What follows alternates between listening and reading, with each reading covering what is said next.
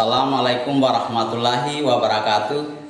Selamat berjumpa kembali dengan saya dalam video pembelajaran kimia kelas 12. Nah, para siswa sekalian, tentu apa itu tekanan osmotik?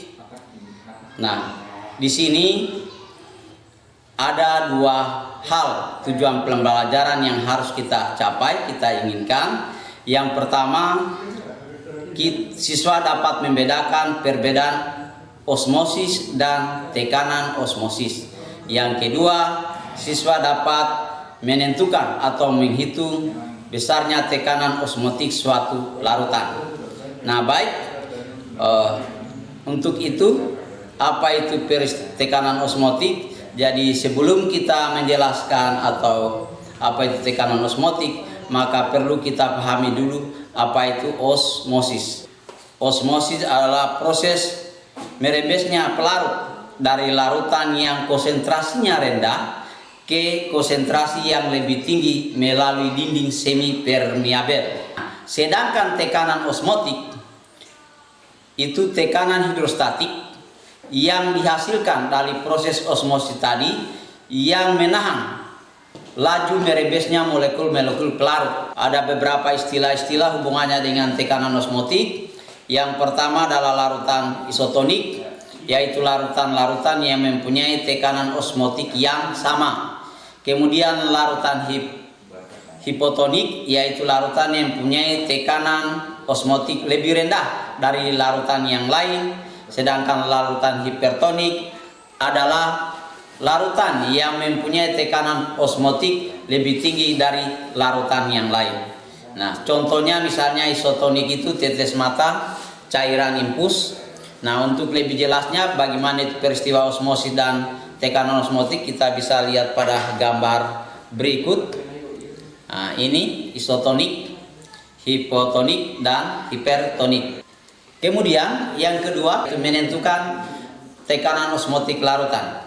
Nah, untuk menentukan tekanan osmotik larutan ini, sekali lagi seorang ahli kimia bernama Van Hoff menyatakan bahwa tekanan osmotik suatu larutan sama dengan tekanan gas zat terlarut jika zat itu terdapat dalam keadaan gas pada temperatur dan volume yang sama dengan temperatur dan volume larutan tersebut.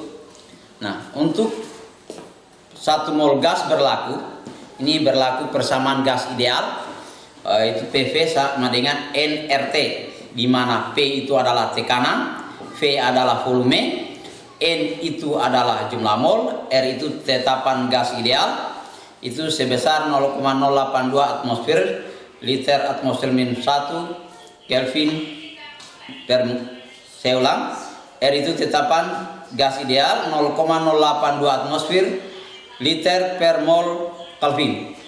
Kemudian T itu adalah suhu, itu dalam derajat Kelvin. Jadi kalau misalnya didapat di dalam suhu derajat Celcius, maka kita konversi dalam derajat Kelvin, yaitu ditambah 273 derajat Kelvin. Kemudian yang berikut M adalah molaritas. Nah, pada persamaan PV sama dengan RT ini itu juga dapat dirubah karena tadi adalah harus dalam konsentrasi. Maka P ini sama dengan N per V. N per V itu menyatakan konsentrasi atau M. Kemudian sehingga P sama dengan M kali R kali T. Jadi persamaannya P sama dengan M kali R kali T. Untuk lebih memudahkan kita dari bagaimana menentukan tekanan osmotik larutan, tadi persamaannya sudah saya jelaskan. Maka di sini ada latihan atau contoh soal. Misalnya, tentukan tekanan osmotik larutan C12H22O11 sebesar 0,01 molar pada suhu 25 derajat Celcius. Nah, jadi diketahui di sini suhu T 25 derajat Celcius berarti tambah 273 menjadi 298 derajat Kelvin. Kemudian tetapan gas ideal tadi jelas 0,082. Kemudian konsentrasinya sudah ada, jadi tidak perlu lagi kita cari, langsung kita masukkan. Jadi P sama dengan M kali R kali T, jadi 0,01 kali 0,082 kali 298 derajat Kelvin itu didapat sebesar 0,24 atm atau atmosfer itu. Bagaimana para siswa sekalian, mudah-mudahan dengan contoh soal ini bisa difahami atau bisa latihan pada soal-soal selanjutnya.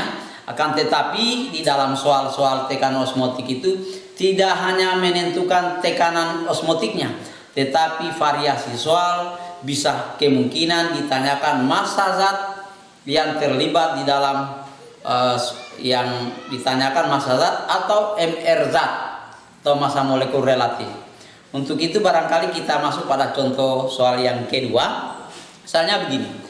1 liter larutan mengandung 45 gram zat X pada suhu 27 derajat Celcius. Jadi ini suhunya 27 derajat Celcius, masanya 45 gram. Larutan tersebut mempunyai tekanan osmosis. Pi-nya sudah diketahui. Kalau tadi kita menentukan Pi, maka sekarang dibalik. Pi-nya telah diketahui sebesar 3,24 atmosfer. Tentukan massa molekul relatif zat tersebut. Jadi yang ditanya adalah MR-nya. MR.